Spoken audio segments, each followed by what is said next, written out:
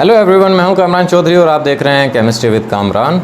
Basic concept series के आज के लेक्चर में हम एक बेसिक सा कॉन्सेप्ट डिस्कस करने जा रहे हैं। वो क्वेश्चन क्या है, आप लोगों के सामने लिखा हुआ है कि explain why sodium ion has a charge of +1। Sodium का जब आयन बनता है तो उस पर +1 का चार्ज आता है, जबकि बी पार्ट क्या है कि एक chloride ion has a charge of -1, जबकि क्लोरीन का जो आयन होता है जिसको आप क्लोराइड आयन बोलते हैं उस पर -1 चार्ज आता है। ठीक है, ऐसा क्यों है? तो चल देते हैं इसकी एक्सप्लेनेशन पे। पहले हम ए पार्ट को देख लेते हैं। अगर आप सोडियम की बात करें तो sodium atom has just 1 electron in its outer shell. Sodium की जब आप इलेक्ट्रॉनिक कन्फिग्रेशन देखते हैं तो उसके वैलेंस शेल में 1 इलेक्ट्रॉन होता है, क्योंकि इसका एटॉमिक नंबर 11 होता है। पहले शेल में 2 इलेक्ट्रॉन्स होते हैं, सेकंड शेल में 8 इलेक्ट्रॉन्स होते हैं और थर्ड शेल में 1 इलेक्ट्रॉन होता है। ठीक है, to obtain a stable outer shell of 8 electrons.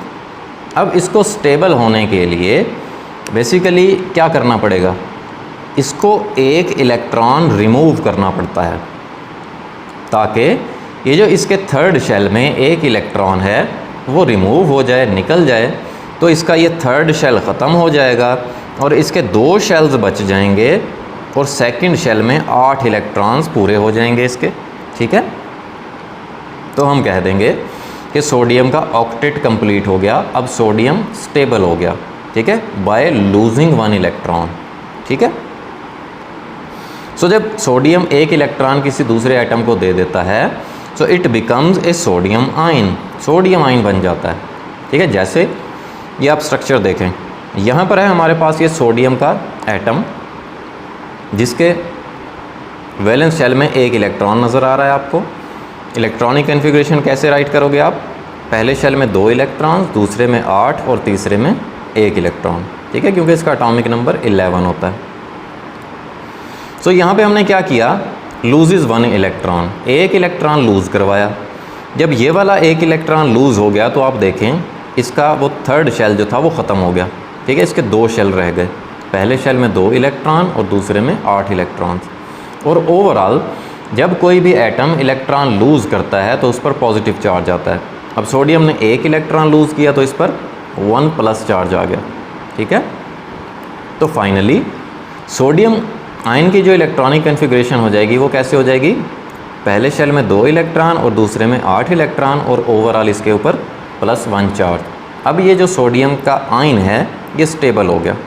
ठीक है, जैसे मैंने यहाँ पे एक्सप्लेनेशन दी हुई है कि the sodium ion has 11 protons, क्योंकि इसका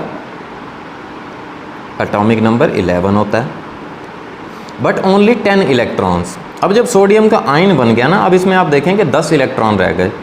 so it has a charge of +1। सो इस तरह से इसके ऊपर +1 का चार्ज आ गया। अब हम चलते हैं बी वाले पार्ट पे कि क्लोरीन का जो आयन होता है उस पर -1 चार्ज आता है, जिसको आप क्लोराइड आयन बोलते हैं। उसकी भी एक्सप्लेनेशन देख लेते हैं। A chlorine atom has 7 electrons in its outer shell. अब आप देखें, अगर क्लोरीन का एटॉमिक नंबर देखें आप तो वो 17 होता है। पहले शेल में 2 इलेक्ट्रॉन्स, दूसरे में 8 और तीसरे में 7 इलेक्ट्रॉन्स होते हैं। अब ये क्या करता है, ये 1 इलेक्ट्रॉन किसी दूसरे एटम से गेन कर लेता है और इसके ऊपर -1 चार्ज आ जाता है। ठीक है, इस तरह से थर्ड शेल में इसके 8 इलेक्ट्रॉन हो जाते हैं और ये स्टेबल हो जाता है, ऑक्टेट इसका कंप्लीट हो जाता है और इस पर -1 चार्ज आ जाता है। जैसे यहाँ पर आपको नज़र आ रहा है, क्लोरीन का एटम है, पहले शेल में 2 इलेक्ट्रॉन, दूसरे में 8 और तीसरे में 7 इलेक्ट्रॉन्स। ठीक है, 1 इलेक्ट्रॉन ये कहीं से भी गेन करेगा किसी भी एटम से, और इसके वैलेंस शेल में जो 7 इलेक्ट्रॉन थे पहले, अब कितने हो गए, 8 इलेक्ट्रॉन हो गए। 1 इलेक्ट्रॉन गेन किया तो इस पर -1 चार्ज आ गया, क्योंकि कोई भी एटम जब इलेक्ट्रॉन गेन करता है उस पर नेगेटिव चार्ज आता है, क्योंकि इलेक्ट्रॉन पे नेगेटिव चार्ज होता है। सो इसकी इलेक्ट्रॉनिक कन्फिग्रेशन क्या हो जाएगी, पहले शेल में 2 इलेक्ट्रॉन, दूसरे में 8 और तीसरे में भी 8 और ओवरऑल इस पे नेगेटिव चार्ज आ गया। ठीक है, सो ये जो क्लोराइड आयन बना अब ये स्टेबल हो गया।